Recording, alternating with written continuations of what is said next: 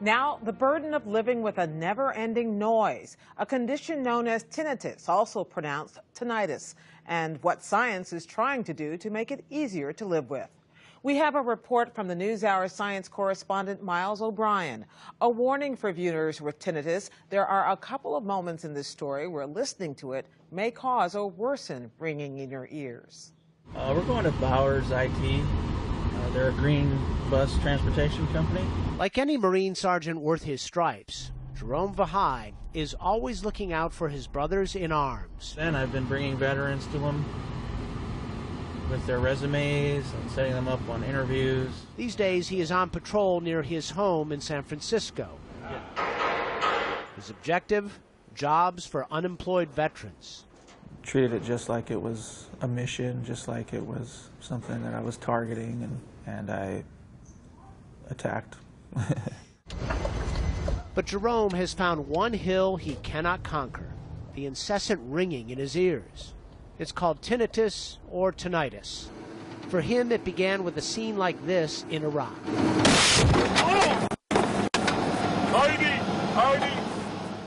On 5 separate occasions, he came dangerously close to powerful explosions that left his ears ringing. And it would last maybe a day, sometimes 3 days, and then it would go away. And then one day it just started and never stopped. It's just a high pitch, constant, you know, kind of like that test sound. The Veterans Administration says tinnitus is the #1 medical complaint among combat veterans. But it is not just vets who are afflicted. 50 million Americans suffer the symptoms at some point in their lives, and 12 million of them seek medical help because they hear noises like this, or this, or this, all the time, with no relief. And I am one of them. For the past 6 years or so, I have incessantly heard this. 24/7, 365. So far, I've been able to cope, but 2 million Americans are so severely affected by tinnitus, they cannot function. Jerome's tinnitus is tangled in a Gordian knot with post-traumatic stress disorder. You know, to have those memories come back is terrible. And to have tinnitus, you know, as a trigger, and a trigger that never stops, you know, it's it's miserable. Yeah. Oh, can we hold off for a sec? Sure, of course. Take a break. Yeah.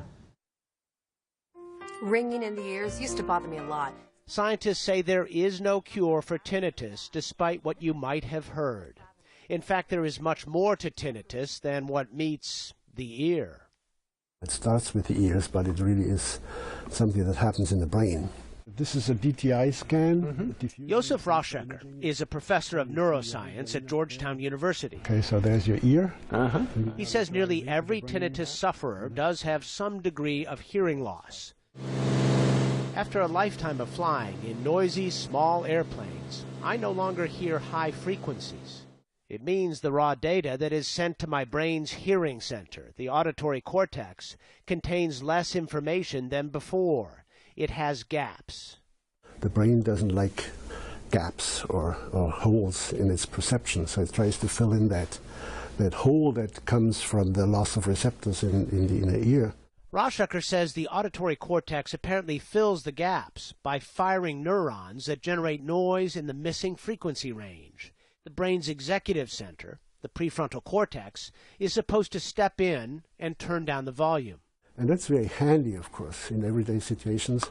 We don't want to hear everything that goes on around us. So, and then it breaks down sometimes, and that's when you actually end up getting chronic tinnitus. At the University of California, San Francisco, otolaryngology professor Stephen Chung is focused on yet another part of the brain that may come into play to create phantom sounds: the basal ganglia. This very central part of the brain is very important in determining what we choose to perceive and what we can perceive. Chung believes the basal ganglia may play a key role in controlling our awareness of the phantom noise. That discovery came when surgeons implanted electrodes into the brains of Parkinson's patients to reduce their tremors. Surprisingly, many who also suffered from tinnitus got immediate relief from the noise. Apparently, the electrical stimulus changes the volume.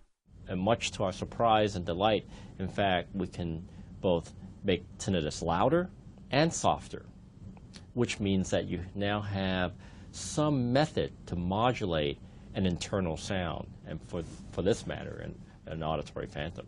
I volunteered to become a subject in one of Chung's studies. Over the course of one long day, he and his team scanned me 3 times in 3 state-of-the-art MRI machines. Take your time.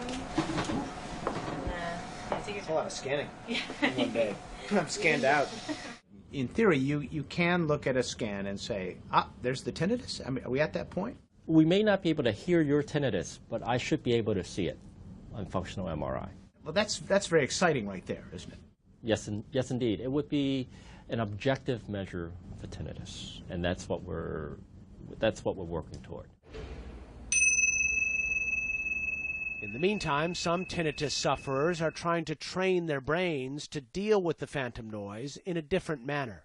Tonight is an opportunity for us to talk about something that I bet we've never talked about before as a group.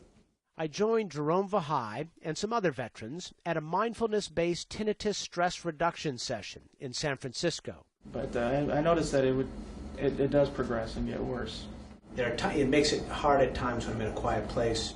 Over the years, it's just gotten progressively worse, where it's been getting louder and louder. Maybe going from toe to head and head to toe. Just noticing whatever is there to be felt. The class was pioneered by clinical psychologist Jennifer Gans. And you may notice as you're doing this that your mind wanders. She teaches mindfulness with some basic meditation techniques. She adapted it from similar treatments for people with chronic pain. Gans says those who complete the 8-week course report less awareness of tinnitus and reduced depression and anxiety levels. We can redirect this fear of this tinnitus sensation to the fact that, you know what, this is just a sound. It's not here to kill us. We can let it go. But for me, it also helps to try and cover it up. And for that, I wear hearing aids. The amplification brings back the range of hearing my auditory cortex is missing. And my hearing aids also have a white noise generator, which can mask the tinnitus when I'm particularly bothered by it. Jerome Vahai has found the best tinnitus treatment for him is this little guy, his service dog, Chewy. Yeah, my pain comes and goes. It's really bad at times, but the tinnitus is always there. It's always there. Maybe someday a cure will be there. Maybe.